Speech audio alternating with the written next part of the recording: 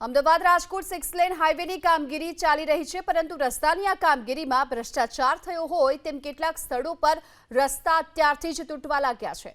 સુરેન્દ્રનગરના લીંબડીથી વાંકાનેર સુધીના 80 કિલોમીટરના વિસ્તારમાંથી નેશનલ હાઈવે પસાર થાય છે। એક તો પહેલેથી જ હાઈવેની કામગીરી ગોકળ ગતિ પર ચાલી રહી છે અને એવામાં જેટલા સ્થળે આ બ્રિજ બનાવવામાં આવ્યા છે ત્યાં ખાડા પડી ગયા છે।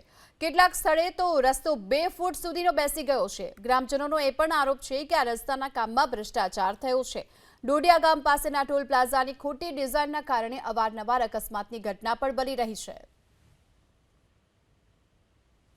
52 થી આગળ છેક ચોટીલા સુધી સાવ બિસ્માર હાલતમાં રસ્તા અને ખાડા પડી ગયા છે। તો મને એવું લાગે છે કે તંત્રએ છેક આગળ જોવો તો ઢીસણમાં ખાડા આગળ અમે જોઈને આવ્યા અને વાહન ચાલકો અથવા અમને આ લોકોને બહુ જ હાલવામાં તકલીફ પડી રહી। તો આ જવા માટે અમારા એક જ રસ્તો છે।